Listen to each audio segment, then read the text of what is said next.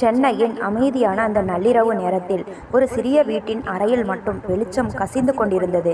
பழைய லேப்டாப் திரையின் மங்கலான வெளிச்சத்தில் இளம்பிறையின் கண்கள் சிவந்திருந்தன. கடந்த 6 மணி நேரமாக அவள் ஒரு முக்கியமான புலனாய்வு செய்திக்கான அசைன்மெண்டை தயாரித்து கொண்டிருந்தாள். அவளது கனவு, லட்சியம் எல்லாமே அந்த திரையில் ஓடிக்கொண்டிருந்த வார்த்தைகள்தான். திடீரென அறை கதவு பலமாக திறக்கப்பட இளம்பிறை திடுக்கிட்டு நிமிர்ந்தாள். உள்ளே நுழைந்த அண்ணி சரண்யாவின் முகம் கோபத்தில் சிவந்திருந்தது. ஏண்டி, இந்த கரண்ட் பில் என்ன உங்க அப்பா கிட்ட இருந்து வாங்கிட்டு வந்து கட்டுவாரா, இல்ல இந்த லேப்டாப் என்ன நோட்டு அடிக்கிற மிஷினா? ராத்திரி 2 மணி வரைக்கும் இதையே சீட்ல கட்டிப்பிடிச்சு உட்கார்ந்துருக்க. மூட முதல்ல அந்த மனுஷ பெட்டிய. சரண்யாவின் குரல் அந்த வீட்டின் அமைதியை கிழித்தது.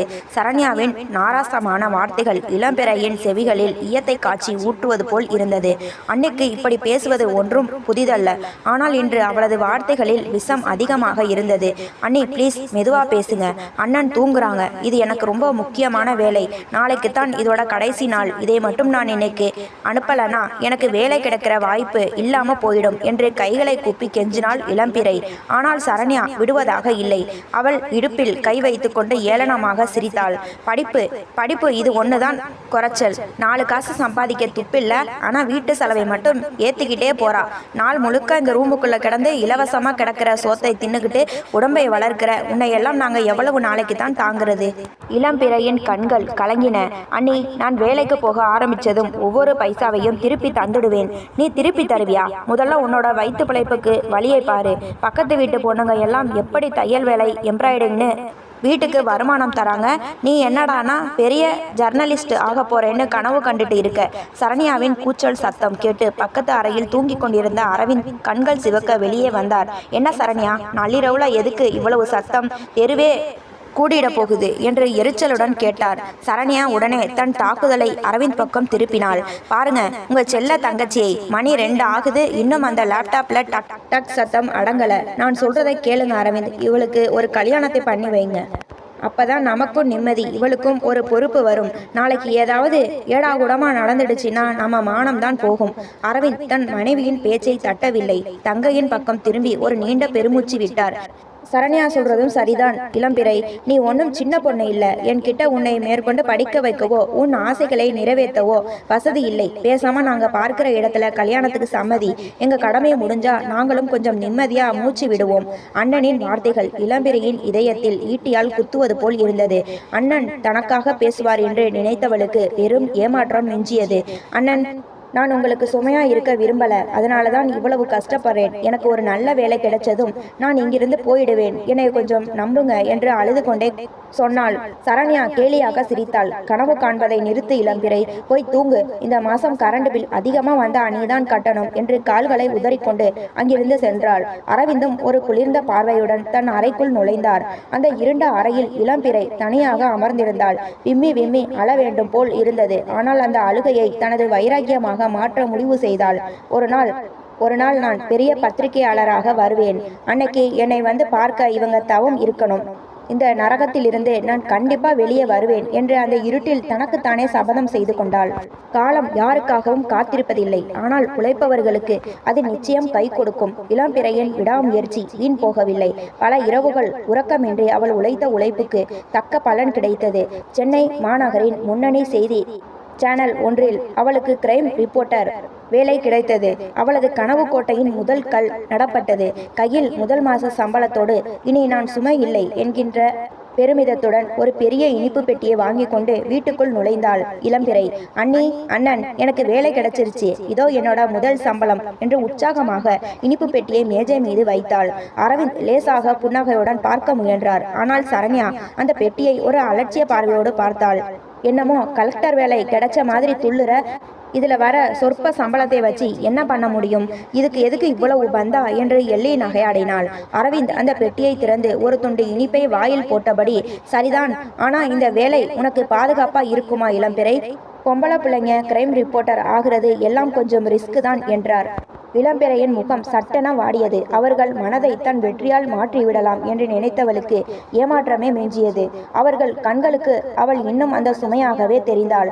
அமைதியாக தன் அறைக்குள் சென்றவள் ஒரு முடிவுக்கு வந்தாள். நான் நிலவையே கையால் பிடித்து கொண்டு வந்தாலும் இவர்கள் மாறப்போவதில்லை. எனக்கு தேவை பணமும் புகழும். அது மட்டும்தான் என்னை தனி வீடெடுத்து கௌரவமாக வாழ வைக்கும். மறுநாள் அலுவலகத்தில் இளம்பிறை ஒரு கோப்பை ஆழ்ந்து பார்த்து கொண்டிருந்தாள். அப்போது அவளது சக ஊழியரும் நெருங்கிய நண்பனுமான ராகுல் 2 கப் காஃபியுடன் வந்து அமர்ந்தான். என்ன இளம்பிறை, முகம் ஒரு மாதிரியா இருக்கு? நேற்று வேலை கிடைச்ச சந்தோஷத்துல இருந்த, இன்னைக்கு ஏன் இப்படி இருக்க என்று ராகுல் வினவினான். இளம்பிறை பெருமூச்சு விட்டாள். ஒண்ணுமில்லை ராகுல், வீட்டு பிரச்சனை தான். அண்ணி பேசுறது கொஞ்சம் கூட குறையல. இன்னும் என்னை ஒரு பாரமாகவே பார்க்கிறாங்க. ராகுல் அவளுக்கு ஆறுதலாக தோளை தட்டினான். விடு இளம்பிறை, அதெல்லாம் சீக்கிரம் சரியாகும். ஆனால் நாம் இந்த ஃபீல்டில் பெரிய ஆளாக ஆகணும்னா சாதாரண திருட்டு சின்ன சின்ன சண்டைகளை நியூஸாக போட்டுக்கிட்டு இருந்தால் பத்தாது. சேனலோட ரேட்டிங்கை எகிற வைக்கிற மாதிரி, இந்த தமிழ்நாடை திரும்பி பார்க்குற மாதிரி ஒரு பிரேக்கிங் நியூஸ் கொடுக்கணும். அப்போ தான் நமக்கு ப்ரொமோஷனும் கிடைக்கும், மரியாதையும் வரும். ராகுல் சொன்னதை இளம்பிறையின் மனதில் ஆழமாக பதிந்தது. அன்று மதியம் இருவரும் கேண்டீனில் அமர்ந்து சாப்பிட்டு கொண்டிருந்த போது அவர்களுக்கு பின்னால் இருந்த மேஜையில் இருவர் விசித்திரமாக பேசிக்கொண்டிருந்தனர். அவர்களது தோற்றமே அவர்கள் நல்லவர்கள் இல்லை என்பதை உணர்த்தியது. ராகுல் சட்டென எச்சரிக்கையானான். இளம்பிறையின் காலில் லேசாக தட்டி அமைதியாக இருக்கும்படி சைகை செய்தான். ராகுல் தன் நாற்காலியை பின்னால் நகர்த்தி அவர்கள் பேசுவதை கூர்ந்து கவனித்தான். இன்னைக்கு நைட்டு 12 மணிக்கு டீல் கன்ஃபார்ம். அந்த பழைய டெக்ஸ்டைல் மில்லுக்கு எல்லாரும் வந்துடுவாங்க. பாஸ் சொன்ன மாதிரி எந்த தப்பும் நடக்கக்கூடாது. போலீஸுக்கு ஒரு சின்ன வாடை கூட எட்டக்கூடாது என்றான் ஒருவன். இன்னொருவன் குரல் தாழ்த்தி சொன்னான், ஆமா, சூர்யாவே நேர்ல வரான். கோடிக்கணக்கான மதிப்புள்ள வைரங்கள் கைமாற போகுது. வெளிநாட்டு ஒருத்தனும் வரானாம். இன்னைக்கு நைட்டு அந்த மில்லுக்குள்ள என்ன நடந்தாலும் வெளியே இருக்கிற உலகத்துக்கு தெரியக்கூடாது.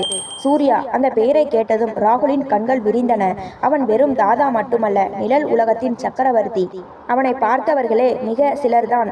அவனது நிழற்படம் கூட எந்த மீடியாவிலும் வந்ததில்லை. அந்த மர்ம நபர்கள் அங்கிருந்து கிளம்பியதும் ராகுல் இளம்பிறையின் கையை பிடித்து கொண்டான். கேட்டியா இளம்பிறை, இதுதான் ஜாக்பாட். சூர்யா நேர்ல வரான். நாம மட்டும் அந்த டீலை ரகசியமா வீடியோ எடுத்துட்டு வந்துட்டோம்னு வையே, இந்தியாவே நம்மளை பத்தி பேசும். உன்னோட அண்ணி வாயை அடைக்க இதைவிட பெரிய வாய்ப்பு கிடைக்காது. இளம்பிறையின் இதயம் பயத்தில் படபடத்தது. ராகுல், சூர்யானா மரணம்னு அர்த்தம். அவன் அவ்வளவு ஆபத்தானவன். அங்க போறது தற்கொலைக்கு சமம் என்றால் தயக்கத்துடன். ஆனால் ராகுல் விடவில்லை. ரிஸ்க் எடுக்காம எதுவும் கிடைக்காது இளம்பிறை. உனக்கு ஒரு கார், பங்களா, பெரிய அந்தஸ்து வேணும்னா இதை செஞ்சுதான் ஆகணும். நாம தூரமா நின்று வீடியோ மட்டும் எடுத்துட்டு தப்பிச்சு வந்துடலாம். தன் அண்ணியின் ஏளன பேச்சும் தன் வறுமையான நிலையும் இளம்பிறையை அந்த ஆபத்தான பாதைக்கு தள்ளியது. சரி ராகுல், நான் வரேன். ஆனா ரொம்ப எச்சரிக்கையா இருக்கணும் என்று உறுதியளித்தாள். அந்த நள்ளிரவு அவளது வாழ்க்கையை முற்றிலும் மாற்றப் போகிறது என்பதை அவள் அறியவில்லை. நள்ளிரவு 1 மணி. சென்னை நகரத்தின் ஆறாவது அடங்கி வீதிகள் நிசப்தத்தில் உறைந்திருந்தன. ஆனால் நகருக்கு ஒதுக்குப்புறமான இருந்த அந்த பாலடைந்த டெக்ஸ்டைல் மில்லுக்குள் ஒரு மரண அமைதி நிலவியது. இளம்பிறையின் இதயம் ஒரு இயந்திரத்தைப் போல வேகமாக துடித்து கொண்டிருந்தது. ராகுல் அவளது கையை பிடித்து மெதுவாக ஒரு உடைந்த சுவருக்கு பின்னால் அழைத்து சென்றான். ராகுல், எனக்கு ரொம்ப பயமா இருக்கு. நாம இங்க வந்தது தப்புன்னு தோணுது. திரும்பி போயிடலாமா? இளம்பிறை கிசுகிசுத்தாள். அவளது குரலில் நடுக்கம் தெரிந்தது. இப்போ பயந்து பிரயோஜனம் இல்லை இளம்பிறை. இந்த வைரங்கள் கைமாறுவதை படம் பிடிச்சிட்டா நாளைக்கு நீதான் இந்த நாட்டோட டாப் நியூஸ். கொஞ்சம் தைரியமா இரு என்று ராகுல் அவளை தேற்றினான். அப்போது தூரத்தில் 3 கருப்பு நிற கார்கள் புழுதியை கிளப்பியபடி மில்லுக்குள் நுழைந்தன. கார்களின் ஹெட்லைட் வெளிச்சத்தில் அந்த பாலடைந்த கட்டிடத்தின் நிழல்கள் பயங்கரமாக தெரிந்தன.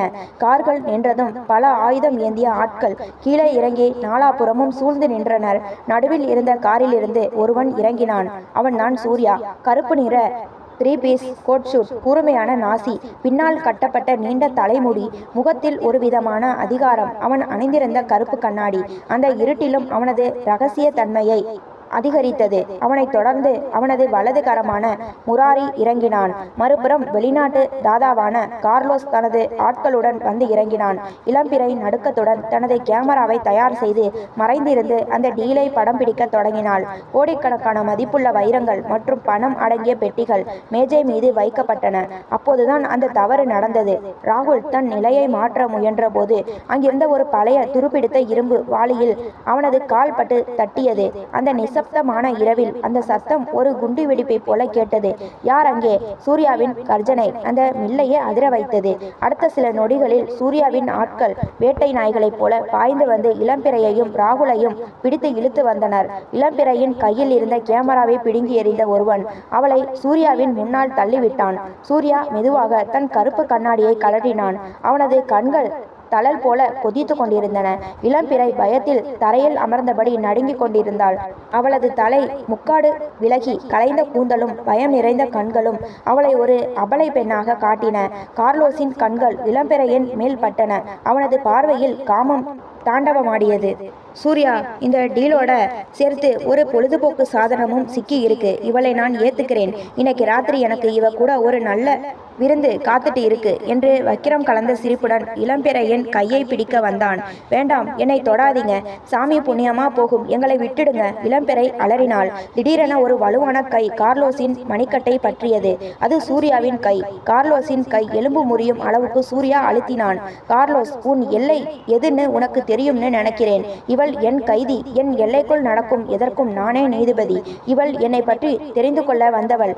அவளுக்கு தண்டனை கொடுக்க வேண்டியது நான் மட்டும்தான். இவளை நான் அழைத்து செல்கிறேன் என்று இடி முழக்க குரலில் சொன்னான் சூர்யா. பின்பு ராகுலை பார்த்து, இவனை முராரியிடம் ஒப்படையுங்கள், இவன் விஷயத்தை அவன் கவனித்துக் கொள்வான் என்று உத்தரவிட்டுவிட்டு இளம்பிறையின் கையை பிடித்து இழுத்து சென்றான். அவளை தனது காரின் பின் இருக்கையில் தள்ளிவிட்டு தானும் ஏறிக்கொண்டான். கார் வேகமாக அந்த மில்லிலிருந்து வெளியேறியது. இளம்பிறை கார் கதவின் ஓரத்தில் ஒடுங்கி அமர்ந்து அழுது கொண்டிருந்தாள். சூர்யா அவளை ஒரு முறை கூட திரும்பி பார்க்கவில்லை. அவனது மௌனம் இளம்பிறைக்கு மரண பயத்தை தந்தது. காரின் ஏசி குளிரையும் மீறி இளம்பிறைக்கு உடல் நடுங்கியது. ஜன்னலுக்கு வெளியே பார்த்தால் சென்னை நகரத்தின் விளக்குகள் பின்னோக்கி சென்று கொண்டிருந்தன. கார் மெதுவாக ஒரு மலை பாதையில் ஏறியது. என்னை எங்க கூட்டிட்டு போறீங்க? ப்ளீஸ் என்னை விட்டுடுங்க, நான் எதையும் ரெக்கார்ட் பண்ணல என்று விம்மி அழுது கொண்டே கேட்டாள் இளம்பிறை. சூர்யா அவளை திரும்பி பார்க்காமலேயே, உன் உயிர் உன் கையில இல்ல இளம்பிறை, என் கையில இருக்கு, அமைதியா வர்றது உனக்கு நல்லது என்றான். அவனது குரலில் இருந்த ஆழமான அமைதி அவளை மிரட்டியது. சிறிது நேரத்தில் ஒரு பிரம்மாண்டமான கோட்டை போன்ற பங்களாவின் கேட்டுகள் திறக்கப்பட்டன. சுற்றிலும் ஆயுதம் ஏந்திய பாதுகாவலர்கள். கார் போர்டிகோவில் நின்றதும் சூர்யா அவளை கையை பிடித்து இழுத்து கொண்டு உள்ளே சென்றான். அந்த வீட்டின் பிரம்மாண்டம் அவளை மிரள வைத்தது. ஆனால் அது அவளுக்கு ஒரு தங்க கூண்டாகவே தெரிந்தது. ஒரு ஆடம்பரமான அறைக்குள் அவளை தள்ளி கதவை பூட்டினான் சூர்யா. இளம்பிறை பயத்தில் மூலையில் ஒடுங்கி அமர்ந்தாள். இந்த கேமராவில் நீ என்னென்ன எடுத்திருக்க என்று சூர்யா கேட்க, ஒண்ணுமில்லை, கேமராவைத்தான் உங்க ஆளுங்க உடைச்சிட்டாங்களே என்றாள் இளம்பிறை. பொய் சொல்லாதே, உன்னை போன்ற பத்திரிகையாளர்கள் எங்கே எதை மறப்பீங்கன்னு எனக்கு தெரியும். அந்த சிப் எங்க என்று அவளை நெருங்கி வந்தான். இளம்பிறை பயத்தில் உளரத் தொடங்கினாள். நிஜமா என்கிட்ட எதுவும் இல்லை, வேணும்னா நீங்களே செக் பண்ணிக்கோங்க. ஆனா நீங்க பார்க்கறதுக்கு இவ்வளவு பயங்கரமா இருக்கீங்க, நான் எப்படி உங்ககிட்ட பொய் சொல்லுவேன்? சூர்யா ஒரு நிமிடம் அவளை உற்று பார்த்தான். அவள் பயத்தில் உளறுகிறாளா அல்லது உண்மையிலேயே அப்பாவியா என்று அவனுக்கே குழப்பமாக இருந்தது. அப்போது திடீரென கதவு திறக்கப்பட்டு நத்தாசா உள்ளே வந்தாள். சூர்யாவின் பிசினஸ் பார்ட்னர் மற்றும் அவனை காதலிப்பதாக நினைத்து கொள்பவள். யார் இந்த பொண்ணு சூர்யா? எதுக்காக இவளை இங்கே கூட்டிட்டு வந்திருக்கீங்க? இவ ஒரு உளவு பார்க்க வந்த நிபுணர். இவளை இப்பவே சுட்டு தள்ள வேண்டியது தானே என்று கத்தினாள் நத்தாசா. நத்தாசா, என் விஷயத்துல தலையிடாதே, இவள் என் கைதி, இவளை என்ன பண்றதுன்னு நான் முடிவு பண்ணுவேன் என்று சூர்யா கடுமையாக சொல்ல, நத்தாசா இளம்பிறையை ஒரு விச பார்வையால் அளவெடுத்து விட்டு வெளியே சென்றாள். அன்று இரவு இளம்பிறைக்கு உணவு கொண்டு வரப்பட்டது. ஆனால் அவள் அதை தொடக்கூட இல்லை. சூர்யா அறைக்குள் வந்து பார்த்தான். ஏன் சாப்பிடல? எனக்கு இந்த ஹோட்டல் சாப்பாடு பிடிக்காது. சாரி, இது ஹோட்டல் இல்லல, 5 ஸ்டார் கம்மியா இருக்கு, 5 கார்டு அதிகமா இருக்கு என்று பயத்திலும் தனது நையாண்டித்தனத்தை காட்டினாள் இளம்பிறை. சூர்யாவின் இதழோரம் ஒரு மெல்லிய புன்னகை அரும்பி மறைந்தது. அவன் அவளை வலுக்கட்டாயமாக அமர வைத்து உணவை ஊட்டத் தொடங்கினான். சாப்பிடு, எனக்கு பலவீனமான கைதிகளை பிடிக்காது. சூர்யாவின் இந்த திடீர் அக்கறை இளம்பிறையை வியப்பில் ஆழ்த்தியது. அவன் ஒரு தாதாவாக இருந்தாலும் அவனிடம் ஒரு மனிதநேயம் இருப்பதை அவள் உணர்ந்தாள். ஆனால் அதே சமயம் சென்னையில் அவளது அண்ணன் வீட்டில் வேறு ஒரு நாடகம் நடந்து கொண்டிருந்தது. அரவிந்தின் வீட்டின் முன் சரண்யா அழுது ஆர்ப்பாட்டம் செய்து கொண்டிருந்தாள். ஐயோ, என் மானமே போச்சே, இந்த இளம்பிறை எவனோ ஒருத்தன் கூட ஓடி போயிட்டா, விடிஞ்சும் வீட்டுக்கு வரல, இனி இவ இந்த வீட்டு படியேறக்கூடாது என்று ஊரே கேட்கும்படி கத்தினாள். அரவிந்த் தலை குனிந்து அமர்ந்திருந்தார். தன் தங்கை ஒரு ஆபத்தில் சிக்கி இருப்பாள் என்று நினைக்காமல் மனைவியின் பேச்சை கேட்டு இளம்பிறையை தன் வாழ்க்கையிலிருந்து நீக்க முடிவு செய்தார். இளம்பிறைக்கு தெரியாது அவளது மீட்சிக்கான கதவுகள் அவளது சொந்த வீட்டிலேயே அடைக்கப்பட்டு விட்டன என்பது. இனி அவளுக்கு இருப்பதோ அவளை சிறைப்பிடித்திருக்கும் இந்த சூர்யா மட்டும்தான். சூர்யாவின் அந்த பிரம்மாண்ட மாளிகையில் கழியும் ஒவ்வொரு நிமிடமும் இளம்பிறைக்கு ஒரு யுகமாக கழிந்தது. முதல் 2 நாட்கள் அவளுக்கு நரகமாகவே இருந்தன.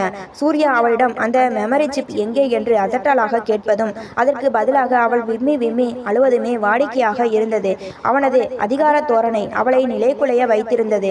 ஆனால் 3வது நாள் இரவு விதி ஒரு சுவாரஸ்யமான திருப்பத்தை வைத்திருந்தது. அன்று நள்ளிரவு 2 மணி இருக்கும். தாகம் இளம்பிறையின் தொண்டையை அடைக்க தண்ணீர் குடிப்பதற்காக எழுந்தாள். அரைக்கதவை தள்ளிய போது அது தற்செயலாக பூட்டப்படாமல் இருப்பதை கவனித்தாள். இதுதான் சமயம், தப்பித்து விடலாமா என்று ஒரு கணம் அவளது இதயம் துடித்தது. மெதுவாக தனது காலடி சத்தம் கேட்காதவாறு ஹாலில் நடந்தாள். சூர்யாவின் அறை வழியாக அவள் கடந்தபோது உள்ளே இருந்து ஒரு மெல்லிய முனகல் சத்தம் கேட்டது. வலியால் யாரோ துடிப்பது போன்ற அந்த சத்தம் அவளை கட்டி போட்டது. தயக்கத்துடன் கதவின் இடுக்கின் வழியாக எட்டி பார்த்தாள். அங்கே சூர்யா தனது சட்டை கலற்றப்பட்ட நிலையில் கட்டிலில் அமர்ந்திருந்தான். அவனது இடது தோள்பட்டையில் ஒரு பெரிய காயம், இரத்தம் கசிந்து அவனது உடம்பில் வலிந்து கொண்டிருந்தது. கார்லோஸின் ஆட்கள் நடத்திய மோதலில் ஏற்பட்ட குண்டடி காயம் அது. ஒரு கையால் மருந்தை தொட்டு துடைக்க முயன்றான். ஆனால் வலியால் அவனது முகம் சுருங்கி இருந்தது. அந்த பயங்கரமான தாதாவா இப்படி துடிக்கிறான் என்று இளம்பிறை அதிர்ந்து போனாள். அவளது உள்மனம் இளம்பிறை, இதுதான் உனக்கு கிடைச்ச சான்ஸ், இப்படியே ஓடி போயிடலாம் என்று கத்தியது. ஆனால் அவளது கால்கள் அவளையும் அறியாமல் அறைக்குள் சென்றன. உங்களால முடியல, நான் வேணும்னா ஹெல்ப் பண்ணட்டுமா என்று மிக மெதுவாக கேட்டாள். திடுக்கிட்டு நிமிர்ந்த சூர்யாவின் கண்களில் முதலில் கோபம் மின்னியது. நீ இங்க என்ன பண்ற? சொன்ன பேச்சை தட்டிட்டு வெளியே வந்திருக்க, போய் தூங்கு என்று கத்தினான். வலியின் வேதனையில் அவனது குரல் கரகரப்பாக இருந்தது. இளம்பிறை இந்த முறை பயந்து பின்வாங்கவில்லை. அவனது காயத்தை பார்த்ததும் அவளுக்குள் இருந்த மனிதாபிமானம் விழித்து கொண்டது. சும்மா சத்தம் போடாதீங்க, நீங்க என்னவோ பெரிய தாதான்னு நினப்பு, ஆனா ஒரு கட்டு கூட சரியா போட தெரியல, அமைதியா இருங்க என்று சொல்லிவிட்டு அவனிடம் இருந்த முதலுதவி பெட்டியை பார்த்தாள். சூர்யா ஆச்சரியத்துடன் அவளையே பார்த்தான். அவனது அதிகாரத்தை மீறி ஒரு பெண் இப்படி துணிச்சலாக பேசுவது அவனுக்கு புதிய அனுபவமாக இருந்தது. இளம்பிறை மெதுவாக காட்டனை எடுத்து மருந்தை தடவி அவனது காயத்தை சுத்தப்படுத்தினாள். அவளது மென்மையான விரல்கள் அவனது காயத்தின் பட்டபோது சூர்யாவுக்குள் ஒரு இனம் புரியாத அமைதி பரவியது. உலகம் முழுவதும் அவனை கண்டு நடுங்கும் போது இந்த பெண் மட்டும் அவனது காயத்திற்கு மருந்திட்டு கொண்டிருந்தாள். ரொம்ப வலிக்குதா என்று அவள் மென்மையான குரலில் கேட்டாள். சூர்யா அவளது கண்களை ஆழமாக பார்த்தான். வலி எனக்கு பழகி போச்சு இளம்பிறை. உடம்புல இருக்கிற காயத்தை விட மனசுல இருக்கிற காயங்கள் ரொம்ப அதிகம், அதனால இதெல்லாம் ஒரு வழியாவே தெரியல என்றான் அந்த தடித்த குரலில் ஒரு மென்மையோடு. அந்த ஒரு நிமிடம் அந்த அறைக்குள் இருந்த தாதா கைதி என்ற உறவு மறைந்து 2 இதயங்களுக்கு இடையே ஒரு மெல்லிய புரிதல் பிறந்தது. இளம்பிறை கவனமாக அவனுக்கு கட்டு போட்டாள். சூர்யா அவளையே இமைக்காமல் பார்த்து கொண்டிருந்தான். அவனது இரும்பு போன்ற இதயத்தில் ஒரு சிறு விரிசல் விழுந்து அதற்குள் இளம்பிறையின் கனிவு நுழைய ஆரம்பித்தது. முடிஞ்சது, இனிமே வலி குறையும் என்று சொல்லிவிட்டு அவள் எழுந்தபோது அவளது கண்கள் கலங்கி இருந்தன. எதுக்கு அலற என்று சூர்யா கேட்க, தெரியல, நீங்க ரொம்ப கெட்டவர்னு நினைச்சேன், ஆனா நீங்களும் ஒரு மனுஷன் தான்ல என்று சொல்லிவிட்டு தன் அறைக்கு ஓடினாள். அந்த இரவு சூர்யாவுக்கு தூக்கம் வரவில்லை. அவனது காயத்தின் வலி குறைந்திருந்தது. ஆனால் அவளது தொடுதலால் ஏற்பட்ட தாக்கம் அவனது நெஞ்சுக்குள் ஒரு புதிய போரை தொடங்கி இருந்தது. சூர்யாவின் மாளிகையில் காற்று மாற தொடங்கி இருந்தது. எப்போதும் அதிகாரமும் பயமும் மட்டுமே நிறைந்த அந்த சுவர்களுக்குள் இப்போது மெல்லிய கனிவும் அக்கறையும் கசிய தொடங்கி இருந்தது. சூர்யாவின் காயத்திற்கு இளம்பிறை மருந்திட்ட அந்த இரவு இருவருக்கும் இடையே இருந்த கண்ணுக்கு தெரியாத திரையை சற்று விலக்கி இருந்தது. சூர்யாவின் பார்வையில் இருந்த வன்மை குறைந்து ஒரு மென்மை குடியேறுவதை அந்த மாளிகையில் ஒரு கண்கள் மட்டும் கூர்மையாக கவனித்துக் கொண்டிருந்தன. அவை நாதாசாவின் கண்கள். சூர்யாவின் நிழல் உலக பேரரசில் பங்குதாரராகவும் அவனை தனது ஆளுமைக்குள் வைத்திருக்க துடிக்கும் ஒரு பெண்ணாகவும் இருக்கும் நாதாசாவுக்கு இளம்பிறை ஒரு பெரும் முள்ளாக தெரிந்தாள். சூர்யா இதுவரை எந்த பெண்ணுக்காகவும் தனது அதிகாரத்தை விட்டு கொடுத்ததில்லை.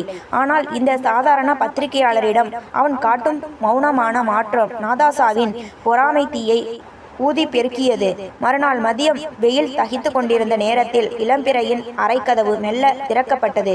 உள்ளே நுழைந்த நாதாசாவின் கையில் ஒரு கண்ணாடி தட்டில் குளிர்ந்த ஜூஸ் கிளாஸ் இருந்தது. அவளது முகத்தில் முன்பெப்போதும் இல்லாத ஒரு போலியான புன்னகை. இளம்பிறை, அன்னைக்கு உன்கிட்ட கொஞ்சம் அதிகமா பேசிட்டேன், சாரி.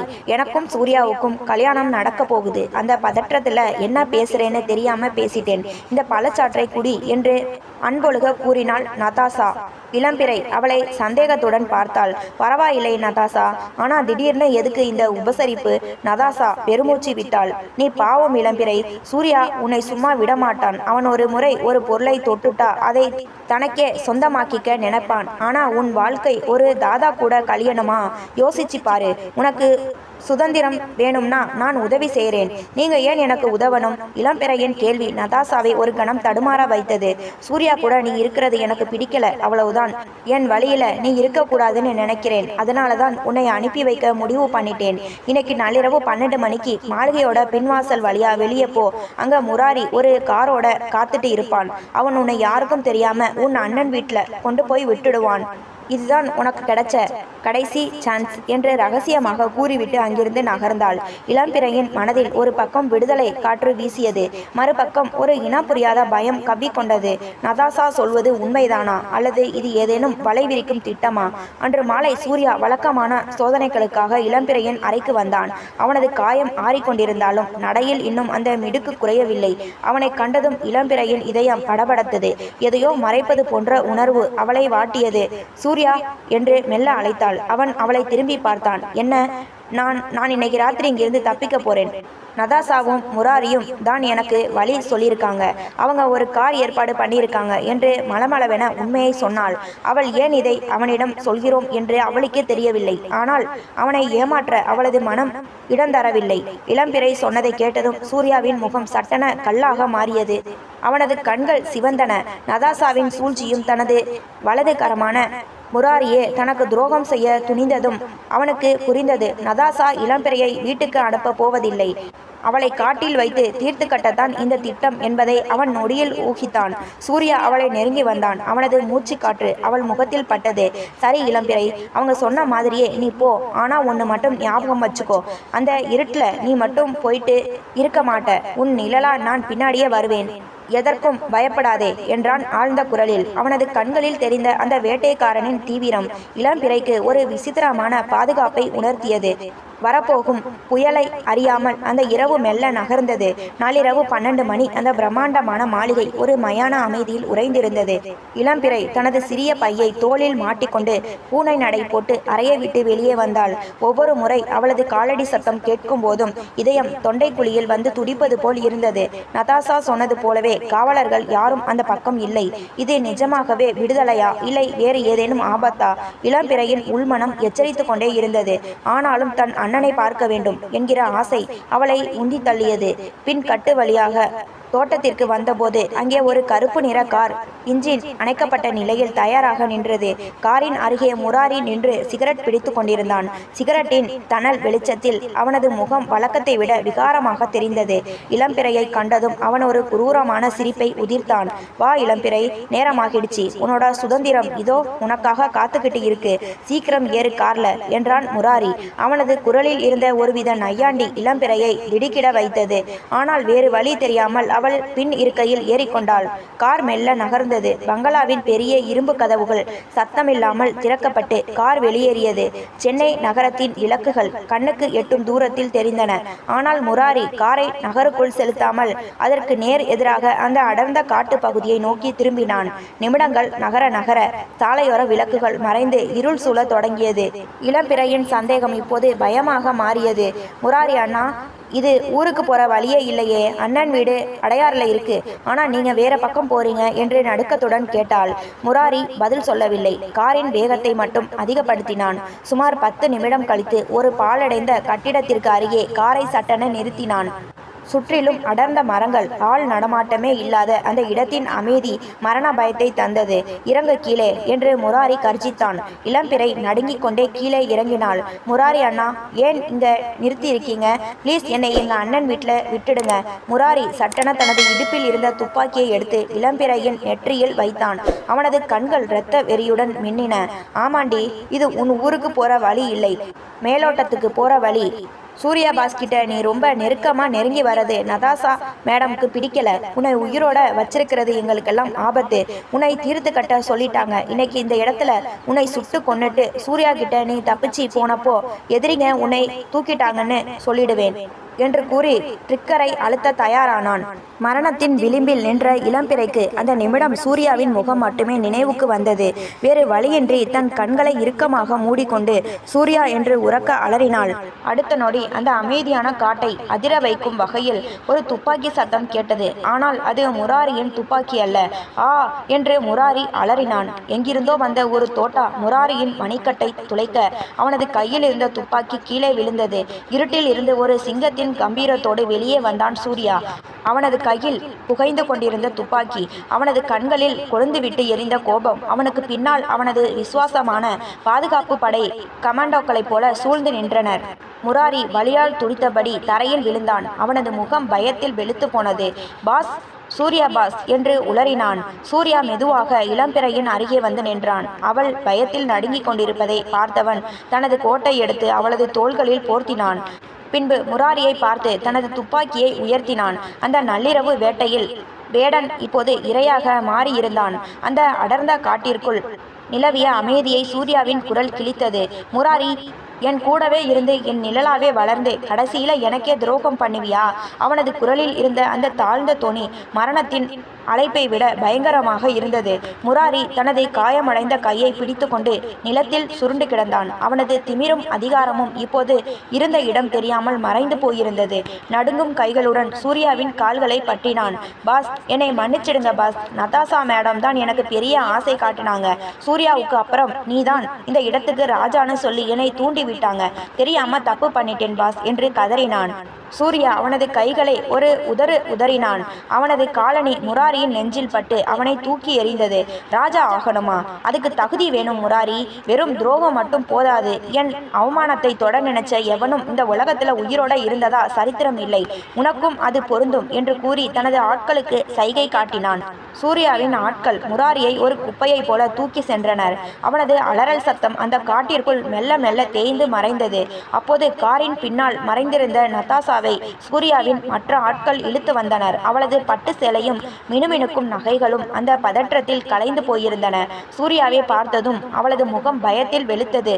சூர்யா மெதுவாக அவளை நோக்கி திரும்பினான். அவனது பார்வையில் ஒரு விதமான வெறுப்பு மட்டுமே இருந்தது. நதாசா, நீ என் பிஸ்னஸ் பார்ட்னர். பல வருஷமா என் கூட வேலை பார்த்திருக்க. அந்த ஒரு காரணத்துக்காக மட்டும் உன்னை உயிரோட விடுறேன். ஆனா இது உனக்கான மன்னிப்பு இல்லை, ஒரு எச்சரிக்கை. அடுத்த ஒரு மணி நேரத்துல நீ இந்த நாட்டை விட்டே போயிருக்கணும். உனக்கு சொந்தமான எதையும் நீ எடுத்துக்க முடியாது. மீறி இங்கே இருந்தா சூர்யா எவ்வளவு மோசமானவன்னு உனக்கு தெரியும். நதாசா ஒரு வார்த்தை கூட பேசவில்லை. சூர்யாவின் அந்த பார்வை அவளை சுட்டரித்தது. அவள் உயிர் பிழைத்தால் போதும் என்று அங்கிருந்த ஒரு காரில் ஏறி புயலென மறைந்தாள். அனைத்து அமளிகளும் அடங்கிய பிறகு அந்த இடத்தில் சூர்யாவும் இளம்பிறையும் மட்டுமே எஞ்சி இருந்தனர். இளம்பிறை இன்னும் அந்த அதிர்ச்சியிலிருந்து மீளவில்லை. அவளது உடல் நடுங்கிக் கொண்டிருந்தது. தான் நேசித்த சுதந்திரம் தன்னை மரணத்தின் வாசல் வரை கொண்டு சென்றதை அவளால் ஜீரணிக்க முடியவில்லை. சூர்யா அவளது அருகில் வந்தான். அவனது கையில் இருந்த துப்பாக்கியை இடுப்பில் செருகினான்.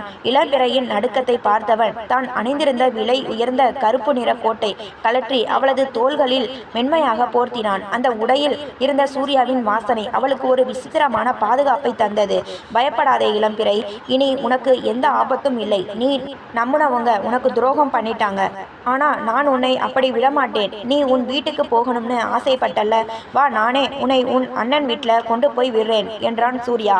அவனது குரலில் இருந்த அந்த மென்மை இளம்பிறையின் கண்களில் கண்ணீரை வரவழைத்தது. அவனது கையை பிடித்து கொண்டு காரில் ஏறி அமர்ந்தாள். கார் சென்னை நகரத்தை நோக்கி பறந்தது. ஆனால் அவளது இதயம் மட்டும் ஏனோ அந்த பங்களாவிலேயே தங்கிவிட்டது போன்ற ஒரு உணர்வு அவளுக்கு ஏற்பட்டது. விடியற் காலை நேரம், பனிமூட்டம் சூழ்ந்த அந்த தெருவில் சூர்யாவின் கார் மெல்ல வந்து நின்றது. இளம்பிறை தனது வீட்டை பார்த்ததும் ஒரு நிமிடம் திகைத்து நின்றாள். சில நாட்களுக்கு முன்பு இதே வீட்டை விட்டுதான் ஒரு பெரிய நிருபராக வரவேண்டும் என்ற கனவோடு சென்றாள். ஆனால் இன்று ஒரு மரண போராட்டத்தை சந்தித்துவிட்டு யாருமே இல்லாத அனாதையைப் போல வந்து நிற்கிறாள். சூர்யா காரிலிருந்து இறங்கவில்லை. அவன் அவளை அமைதியாக பார்த்து கொண்டிருந்தான். அவனது கண்கள் சொல்ல துடித்த பல விஷயங்களை அவனது மௌனம் தடுத்து கொண்டிருந்தது. இளம்பிறை காரிலிருந்து இறங்கி மெதுவான நடையுடன் தனது வீட்டின் கதவை அடைத்தாள். அவளது கைகள் நடுங்கின. அண்ணன் கண்டிப்பா என்னை புரிஞ்சுக்குவாரு என்று தனக்கு தானே சமாதானம் சொல்லிக்கொண்டு கதவை தட்டினாள். கதவு திறக்கப்பட்டது. அரவிந்த் தூக்க கலக்கத்துடன் வெளியே வந்தார். தங்கை இளம்பிறையை அந்த நிலையில் பார்த்ததும் அவர் முகம் அதிர்ச்சியில் உறைந்தது. ஆனால் அவருக்கு பின்னால் புயலென வந்த சரண்யா இளம்பிறையை பார்த்ததும் எரிமலையாய் வெடித்தாள். ஏண்டி, எந்த தைரியத்துல இங்க வந்து நிக்கிற? ராத்திரி முழுக்க எவன் கூடவோ ஊர் சுத்திட்டு இப்போ ஒன்றும் தெரியாத பாப்பா மாதிரி வந்து நிக்கிறியா? இந்த தெருவுல இருக்கிறவங்க எல்லாம் உன்னை பத்தி என்னென்ன பேசுறாங்க தெரியுமா? எங்க மானமே போச்சு என்று சரண்யா விஷத்தை கக்கினாள். இளம்பிறை கதறி அழுதாள். அண்ணி ப்ளீஸ், அப்படி பேசாதீங்க. நான் தப்பு பண்ணல. ஒரு வேலையா போன இடத்துல சில கெட்டவங்க என்னை தூக்கிட்டாங்க. நான் உயிருக்கு தப்பிச்சு வரதே பெரிய விஷயம். அண்ணன், நீங்களாவது சொல்லுங்க அண்ணன் என்று அரவிந்த் கையை பிடித்து கெஞ்சினாள். அரவிந்த் தர்ம சங்கடத்தில் நெளிந்தார். சரண்யா அவரை முறைத்து பார்த்தாள். பாருங்க அரவிந்த், இவளை உள்ள சேர்த்தீங்கன்னா நான் இந்த வீட்டை விட்டு போயிடுவேன். எவனோ ஒரு தாதா கூட இவளை பார்த்ததா ஊர்ல பேசுறாங்க. இனி இவ நமக்கு தேவையில்லை. அரவிந்த் தன் மனைவியின் பேச்சை மீற முடியாமல் இளம்பிறையின் கையை உதறினான். இளம்பிறை, நீ செஞ்சது தப்போ சரியோ, ஆனா எங்க குடும்ப மானம் கப்பல் ஏறிடுச்சு. இனி உன்னை இந்த வீட்டில் வச்சுக்க முடியாது. உனக்கும் இந்த வீட்டுக்கும் இனி எந்த சம்பந்தமும் இல்லை. போயிடு என்று கூறிவிட்டு இளம்பிறையின் முகத்திலேயே கதவை அரைந்து சாத்தினார். டொம் என்ற அந்த சத்தம் இளம்பிறையின் இதயத்தை உடைத்தது. தெருவில் அனாதையாக நின்ற அவளுக்கு தலை சுற்றியது. சொந்த இரத்தமே தன்னை தூக்கி எறிந்த பிறகு வாழ்வதற்கு என்ன இருக்கிறது என்று எண்ணி சாலையோரம் சரிந்தாள். அப்போது அவளுக்கு பின்னால் ஒரு நிழல் வந்து நின்றது. நிமிர்ந்து பார்த்தபோது அங்கே சூர்யா நின்று கொண்டிருந்தான். அவனது முகம் எப்போதும் போல கல்லாக இருந்தாலும் அவனது கண்களில் ஒரு விதமான வேதனை தெரிந்தது. சூர்யா அவள் முன்னால் குனிந்து தனது வலது கையை நீட்டினான். உன் இரத்தமே உன்னை தப்பா நினைக்கலாம் இளம்பிறை. ஆனா இந்த நிமிஷம் வரை நீ யாருன்னு எனக்கு தெரியும். இந்த உலகம் உன்னை கைவிடலாம். ஆனா சூர்யாவோட கோட்டை உனக்காக எப்பவும் திறந்து இருக்கும். அங்கே நீ ஒரு கைதியா இல்ல, அந்த வீட்டுக்கு அரசியா இருப்ப. வரியா என் கூட என்று கேட்டான். அந்த கேள்வியில் இருந்த உண்மையும் பாதுகாப்பும் இளம்பிறையின் பயத்தை போக்கியது. தன்னை சுமை என்று நினைத்து தள்ளிய உறவுகளை விட தன்னை மதிக்க தெரிந்த அந்த நிழல் உலக மனிதனே மேலானவன் என்று அவளுக்கு தோன்றியது. கண்ணீரை துடைத்து கொண்டு சூர்யாவின் அந்த வலுவான கரங்களை பற்றி கொண்டாள் இளம்பிறை. அந்த விடியல் அவளது வாழ்வின் புதிய வாழ்க்கையை தொடங்கி வைத்தது. தன் அண்ணன் முகத்தில் அரைந்து கதவை சாத்திய அந்த தருணம் இளம்பிறையின் ஆன்மாவை சிதைத்து விட்டது. மலையில் நனைந்தபடி சாலையோரம் நின்ற அவளை சூர்யா மென்மையாக அழைத்து சென்று காரில் அமர வைத்தான். பங்களாவுக்கு திரும்பும் வழி நெடுகிலும் இளம்பிறை ஒரு வார்த்தையை கூட பேசவில்லை. அவளது மௌனம் சூர்யாவை துளைத்தது. காரின் ஜன்னல் வழியே வெறித்து பார்த்து கொண்டிருந்த அவளது கண்களில் கண்ணீர் வற்றி ஒருவித மரத்து போன அமைதி குடிக்கொண்டிருந்தது. மீண்டும் அதே பங்களா, அதே பிரம்மாண்டமான இரும்பு கதவுகள். ஆனால் இன்று இளம்பிறை அங்கு கைதியாக வரவில்லை. திக்கற்றவளாக தஞ்சம் புகுந்திருக்கிறாள். கார் நின்றதும் சூர்யா இறங்கி வந்து அவளுக்காக கதவை திறந்தான்.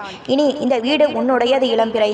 உன்னை அனாதைன்னு சொன்ன அந்த உலகம் இனி உன்னை பார்க்கணும்னா என் அனுமதியோட தான் வரணும். யாராவது உன்னை தொந்தரவு செய்தால் அவர்கள் என் பிணத்தின் மீதுதான் கடந்து வர வேண்டும் என்று உறுதியளித்தான் சூர்யா.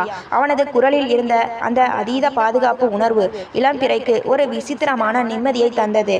அடுத்த சில நாட்களில் இளம்பிறை மெல்ல தேறினாள். அவளது கனவுகள் கருகி இருக்கலாம், ஆனால் அவளது உயிர் இன்னும் மீதம் இருந்தது. சூர்யா அவளிடம் காட்டிய அக்கறை அவளை வியக்க வைத்தது. காலை உணவிலிருந்து இரவு உறங்கும் வரை அவளுக்கு என்ன தேவை என்பதை அவன் சொல்லாமலேயே கவனித்தான். ஒரு மாலை நேரம் பால்கனியில் அமர்ந்திருந்த இளம்பிறையிடம் சூர்யா வந்தான். நீ ஒரு நிருபராகணும்னு ஆசைப்பட்ட, ஆனா இப்போ இப்படி முடங்கி கிடக்கிறியே என்று மெல்லிய குரலில் கேட்டான்.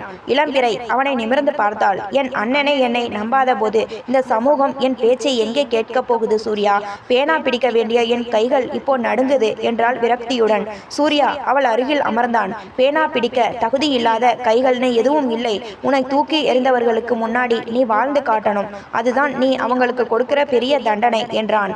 அவனது வார்த்தைகள் அவளுக்குள் ஒரு புதிய தெம்பை விதைத்தன. அவன் ஒரு தாதா, சட்டத்திற்கு புறம்பான பல வேலைகளை செய்பவன் என்பது அவளுக்கு தெரியும். ஆனால் அவனுள் இருக்கும் தனிமை மற்றும் ஆறாத காயங்கள் அவள் மெல்ல கண்டுகொண்டாள். அவன் ஏன் இப்படி மாறினான்? அவனது மௌனத்தின் பின்னால் இருக்கும் வழி என்ன என்பதை அறிய அவளுக்குள் ஒரு ஆர்வம் பிறந்தது. சூர்யாவின் மாளிகையில் இளம்பிறையின் அதிகாரம் கூட தொடங்கியது. வேலையாட்கள் அவளை சின்ன மேடம் என்று மரியாதையுடன் அழைக்கத் தொடங்கினர். சூர்யாவின் வலது கரமாக இருக்கும் ரத்தினம் கூட இளம்பிறையின் சொல்லுக்கு கட்டுப்பட்டு நடந்தார். அன்று இரவு நடந்த ஒரு சம்பவம் இளம்பிறையை நிலைகுலைய வைத்தது. சூர்யா தனது அறையில் ஒரு பழைய புகைப்படத்தை பார்த்து கொண்டிருப்பதை இளம்பிறை கவனித்தாள். அவளது காலடி சத்தம் கேட்டதும் அவன் அதை மறைக்க முயன்றான். யார் அது சூர்யா, உங்க அம்மாவா என்று மெதுவாக கேட்டாள். சூர்யாவின் கண்கள் சிவந்தன. சில ரணங்களை மறைச்சி வைக்கிறது தான் நல்லது இளம்பிறை, நீ இப்போ நிம்மதியா இருக்க, அது போதும் என்று கூறிவிட்டு அங்கிருந்து நகர்ந்தான். இளம்பிறை இப்போது வெறும் தஞ்சம் புகுந்தவள் அல்ல. சூர்யாவின் கணக்கு வழக்குகளையும் அந்த மாளிகையின் நிர்வாகத்தையும் அவள் கையில் எடுத்தாள். துப்பாக்கி சத்தங்களும் இரத்த கரைகளும் நிறைந்த சூர்யாவின் வாழ்க்கையில் இளம்பிறையின் வருகை ஒரு மெல்லிய தென்றலாகவும் அதே சமயம் ஒரு கூர்மையான அறிவாகவும் இருந்தது. ஒரு நாள் சூர்யாவின் எதிரி கும்பலிடமிருந்து மிரட்டல் வந்தபோது சூர்யா ஆத்திரத்தில் கிளம்பினான். இளம்பிறை குறுக்கே நின்றாள். ஆத்திரப்பட்டு போறது வீரமில்ல சூர்யா, அவங்க உங்களை வரவழைக்க பார்க்குறாங்க, நிதானமா யோசிங்க என்றாள். சூர்யா முதல் முறையாக ஒரு பெண்ணின் பேச்சை கேட்டு நின்றான். அவளது அறிவுரை அவனை காப்பாற்றியது. அன்றுதான் அவனுக்கு புரிந்தது, இளம்பிறை அவனது பலவீனம் அல்ல, அவனது பலம். ஆனால் மறுபக்கம் இளம்பிறையின் அண்ணன் அரவிந்த் தன் தங்கை ஒரு தாதாவுடன் வாழ்வதை குறித்து ஊர் மக்கள் பேசும் பேச்சுக்களால் மேலும் ஆத்திரமடைந்து கொண்டிருந்தார். சரண்யாவின் தூண்டுதலால் அவர் ஒரு விபரீத முடிவை எடுக்க துணிந்தார். பகலின் ஆரவாரங்கள் ஓய்ந்து அந்த பிரம்மாண்டமான பங்களாவின் தோட்டம் அந்தி சாயும் நேரத்தின் அமைதியில் மூழ்கி இருந்தது. சூர்யா அங்கே இருந்த ஒரு மரத்தடியில் அமர்ந்து எதையோ ஆழ்ந்து சிந்தித்து கொண்டிருந்தான். அவனது கைகளில் ஒரு சிகரெட் புகைந்து கொண்டிருந்தது. ஆனால் அவனது எண்ணங்கள் எங்கோ தொலைதூரத்தில் இருந்தன. அப்போது இளம்பிறை கையில் காஃபி கோப்பையுடன் மெல்ல அவன் அருகே வந்தாள். அவளது வருகையை அவனது நிழல் உலகம் பழகிய காதுகள் உணர்ந்தாலும் அவன் திரும்பவில்லை. சூர்யா, காஃபி என்று அவள் நீட்டிய போது அவன் சிகரெட்டை அணைத்துவிட்டு கோப்பையை வாங்கி கொண்டான். இளம்பிறை அங்கிருந்த பெஞ்சில் அமர்ந்தாள். சில நிமிடங்கள் மௌனம் நிலவியது. அந்த மௌனத்தை கலைக்க விரும்பியவளாக தன் மனதை குடைந்து கொண்டிருந்த அந்த கேள்வியை மெல்ல கேட்டாள். சூர்யா, நான் உன்னை கேட்கலாமா? நீங்க ஏன் என்னை அன்னைக்கே அனுப்பியிருக்கலாம்ல? உன் உயிருக்கே ஆபத்துன்னு தெரிஞ்சும் அந்த பழைய ஆஸ்பத்திரியில இருந்து என்னை எதுக்காக காப்பாத்தினீங்க? இப்போ எதுக்காக எனக்காக இவ்வளவு ரிஸ்க் எடுக்கிறீங்க? சூர்யா காப்பி கோப்பையை தரையில் வைத்துவிட்டு அவளது கண்களை நேராக பார்த்தான். அவனது பார்வையில் எப்போதும் இருக்கும் அந்த தீட்சண்யம் மறைந்து ஒருவித மென்மை படர்ந்திருந்தது. உண்மையை சொல்லவா இளம்பிறை? முதல்ல நீ ஒரு நிருபரா என் கோட்டைக்குள்ள வந்தப்போ உன்னை மிரட்டி விரட்டணும்னு தான் நினைச்சேன். அதிகாரமும் பணமும் இருந்தா யாரையும் பணிய வைக்கலாம்னு நம்புறவன் நான். ஆனா அன்னைக்கு ஒரு துப்பாக்கி சூட்டுக்கு அப்புறம் என் காயத்துக்கு நீ மருந்து போட்ட பாரு. அந்த நிமிஷம் என் உடம்புல இருந்த காயத்தை விட என் மனசுல பல வருஷமா ஆறாம இருந்த காயத்துக்கு நீதான் மருந்துன்னு எனக்கு புரிஞ்சது. அவன் சற்று இடைவெளி விட்டு தொடர்ந்தான். உலகமே என்னை ஒரு அரக்கனா பார்க்கும்போது நீ மட்டும் என் கண்களை பார்த்து பேசின. உன்னை பாதுகாக்கிறது எனக்கு சுமை இல்லை இளம்பிறை. அதுதான் இப்போ என் வாழ்க்கையோட ஒரே லட்சியம். உனக்கு ஏதாவது ஒண்ணுனா இந்த சூர்யாவே அவனுக்கு பகையாயிடுவான். சூர்யாவின் இந்த வெளிப்படையான பேச்சு இளம்பிறையின் இதயத்தில் ஒரு புதிய ராகத்தை மீட்டியது. இதுவரை எத்தனையோ ஆண்களை சந்தித்திருக்கிறாள். ஆனால் ஒருவனின் பாதுகாப்பு இவ்வளவு ஆழமாக இருக்கும் என்று அவள் நினைத்ததில்லை. உங்களுக்கு என் மேல கோபமே வராதா என்று கேட்டாள் இளம்பிறை சிறு புன்னகையுடன். வரும், ஆனா அது உன்னை பிரிஞ்சிருவேணுங்கிற பயத்துல வர கோபம் என்று சூர்யா பதிலளித்த போது இளம்பிறையின் இதயம் ஒரு நிமிடம் துடிக்க மறந்தது. அவளுக்கு புரிந்தது, தான் நேசிப்பது ஒரு தாதாவை அல்ல, தன் மேல் உயிரையே வைத்திருக்கும் ஒரு உண்மையான மனிதனை என்று. அவனது கரங்கள் இரத்தத்தால் நனைந்திருக்கலாம், ஆனால் அவனது இதயம் அவளுக்காக மட்டுமே துடிக்கிறது என்பதை அவள் உணர்ந்தாள். இருவரும் ஒருவரை ஒருவர் ஆழமாக நேசிப்பதை அந்த மாலை நேரத்து மௌனம் உறுதிப்படுத்தியது. அவர்கள் இருவரும் அந்த அழகான தருணத்தில் திளைத்திருந்த போது சூர்யாவின் அலைபேசி அலறியது. ரத்னம் தான் அழைத்திருந்தார். சூர்யா, ஒரு சின்ன பிரச்சனை. அந்த நிருபர் பெண்ணோட அண்ணன் அரவிந்த் ஏதோ ஒரு பெரிய இடத்துல ஆதரவு தேடி போயிருக்காராம். உனக்கு எதிராக போலீஸ் கமிஷனர் வரைக்கும் புகார் போயிருக்கு. அது மட்டும் இல்லாம நாகாவோட ஆட்கள் இந்த வீட்டை சுத்தி நோட்டம் போடுறதா தகவல் வருது. சூர்யாவின் முகம் சட்டென்று மாறியது. இளம்பிறையின் கைகளை பற்றி கொண்டான். உள்ளே போ இளம்பிறை, இனி ஒரு நிமிஷம் கூட நீ வெளியே இருக்கிறது பாதுகாப்பில்லை என்றான் அதிகாரமான குரலில். இளம்பிறை பயத்துடன் அவனை பார்த்தாள். சூர்யா, உங்களுக்கு ஏதாவது? எனக்கு எதுவும் ஆகாது, ஆனா உனக்கு ஒண்ணுனா நான் தாங்க மாட்டேன், போ. இளம்பிறை உள்ளே சென்றாள். சூர்யா தனது துப்பாக்கியை சரிபார்த்து கொண்டே வாசலை நோக்கினான். காதல் ஒரு பக்கம் துளிர்த்தாலும் போர்க்களம் அவனுக்காக காத்து கொண்டிருந்தது.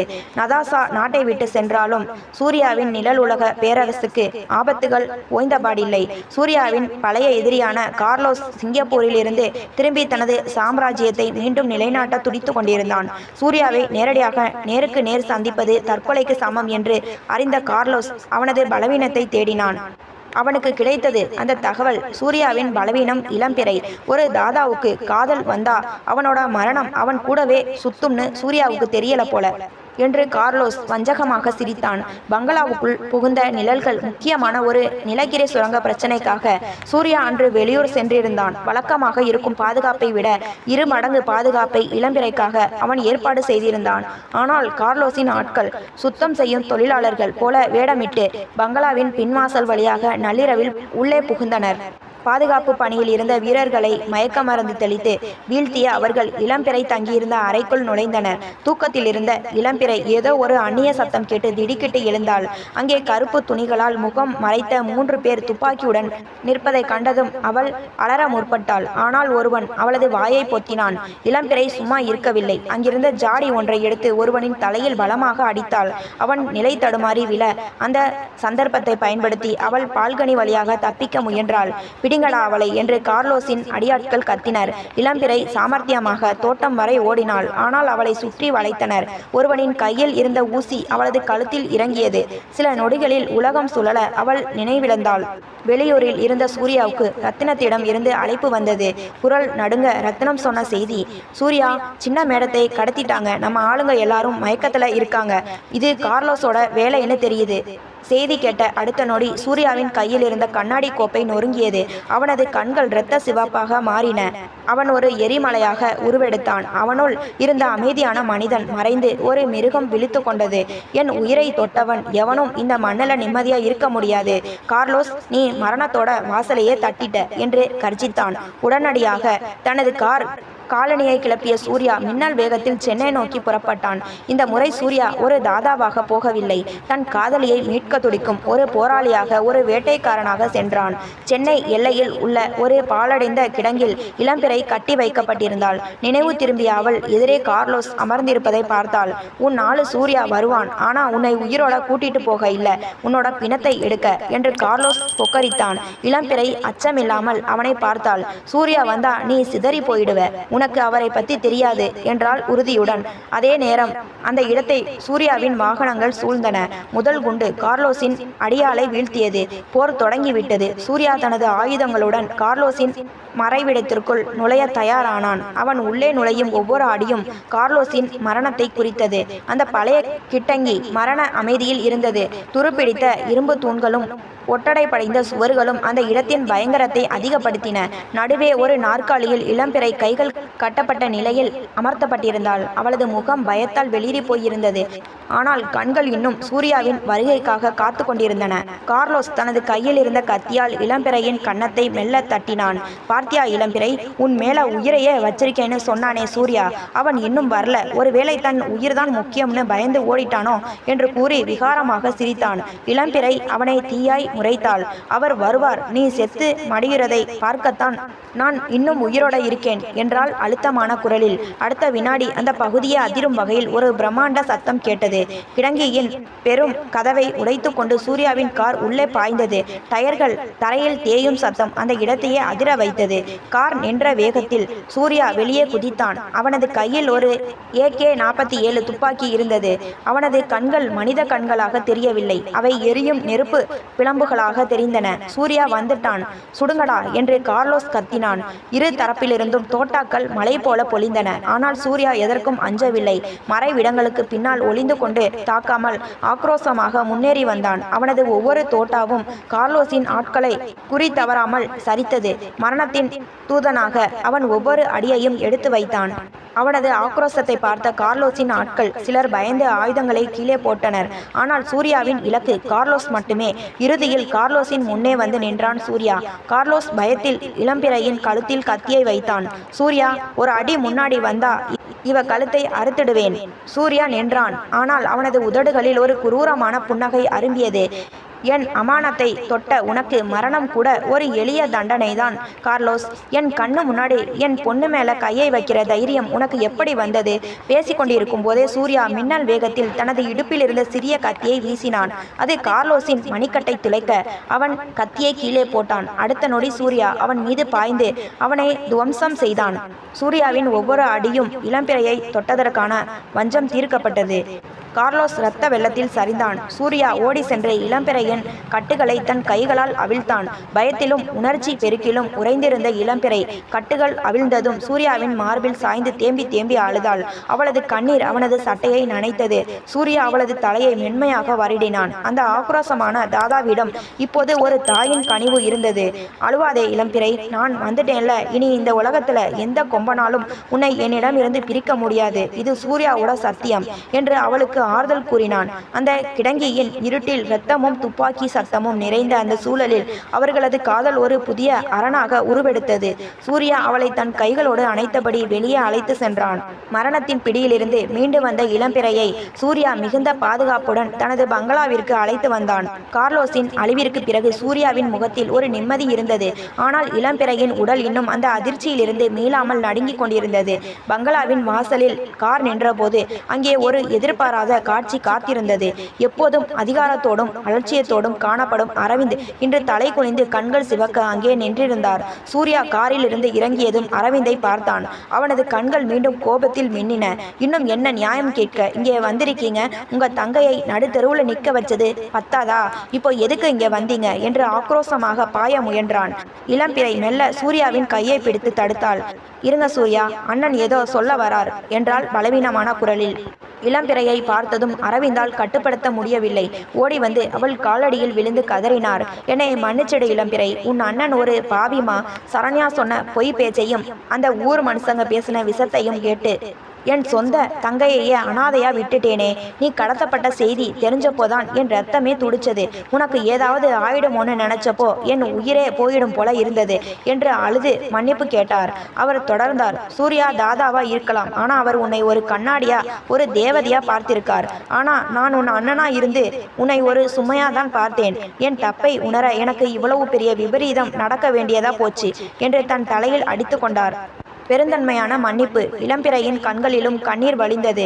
எவ்வளவுதான் காயப்படுத்தினாலும் இரத்த பாசம் என்பது அவ்வளவு எளிதில் அறந்துவிடாது என்பதை அவள் உணர்ந்தாள். குனிந்து தன் அண்ணனை தூக்கி நிறுத்தி அவரை அணைத்து கொண்டாள். பரவாயில்லை அண்ணன், அழாதீங்க. மனுஷங்க தப்பு பண்றது இயல்புதான். எனக்கு ஒரு பாதுகாப்பான உண்மையான வாழ்க்கை அமையணும்னு விதி இப்படி ஒரு விளையாட்டை விளையாடி இருக்கு போல. உங்களை நான் என்னைக்குமே தப்பா நினைக்கல. நீங்க இப்போ வந்து நிற்கிறதே எனக்கு போதும் என்று பெருந்தன்மையுடன் கூறினாள்.